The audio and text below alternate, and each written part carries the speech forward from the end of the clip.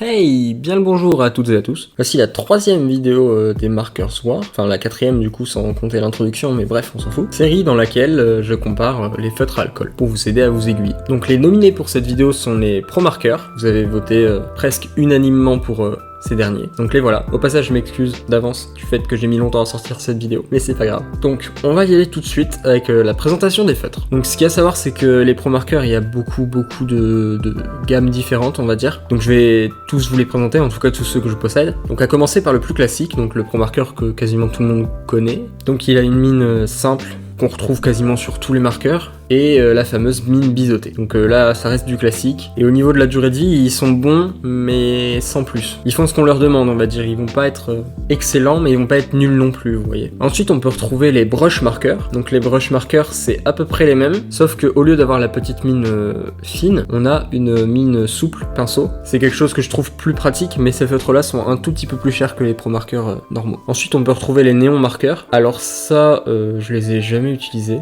je crois pas.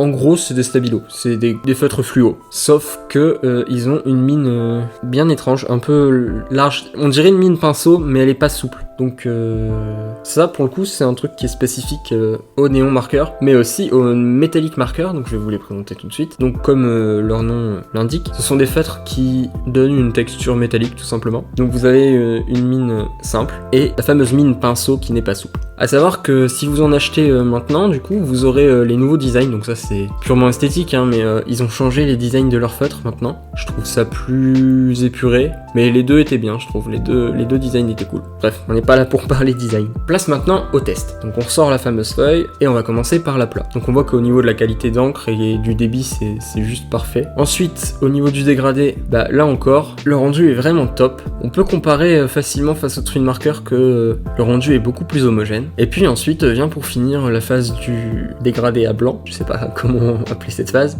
Petite variante pour ce coup-ci, j'ai utilisé un blender de chez Graphite parce que mon blender de chez Twin Marker est décédé. Mais ça devrait pas changer énormément les tests, enfin je l'espère. Et donc là aussi on voit que le résultat est vraiment top. Et hop, donc voilà, maintenant on va tester ça sur le terrain tout simplement.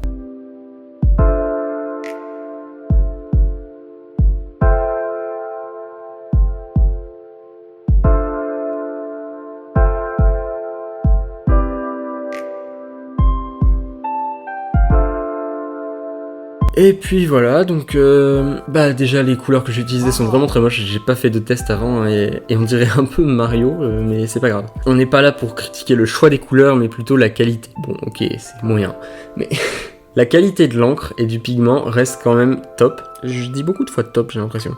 Bref, je vous montre ça de plus près. Donc oui, le dessin parle de lui-même. On voit que la qualité est présente et ça tombe bien parce que c'est tout ce qu'on demande au feutre. Après, ça a un petit coût. C'est sûr que ça coûte plus cher que les twin markers. Donc je vous mets le prix à l'écran. Mais je trouve que pour cette qualité d'encre là, ça reste raisonnable, on va dire. N'hésitez pas à me dire ce que vous en pensez dans la barre de commentaires juste en dessous. Alors, en parlant de ça, il n'y a plus de sondage sur YouTube. Ils ont décidé de le supprimer. Je vous mets une vidéo vers Aurélien Sama qui explique le truc dans un Texama Show. YouTube va retirer les sondages à partir de je ne sais quelle date.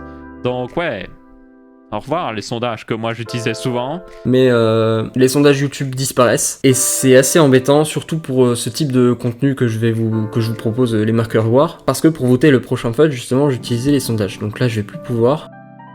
Ça m'embête un peu, mais bon. Donc, du coup, pour voter le prochain feutre, je vous invite à mettre un petit commentaire qui dit le nom du feutre que vous voulez voir pour la prochaine vidéo. Je sais que c'est un peu plus pénible que de répondre à un sondage, mais c'est comme ça. Donc voilà, je vous présente les deux prochains feutres. Ce sera une bataille entre les caméléons et les graphites. Sur ce, j'espère que cette vidéo vous aura plu, qu'elle vous aura aiguillé aussi. Je vous invite à regarder les autres vidéos des autres feutres sur la chaîne. Ça pourra peut-être vous aider à en choisir un en particulier. Et puis, sur ce, à la prochaine. Portez-vous bien.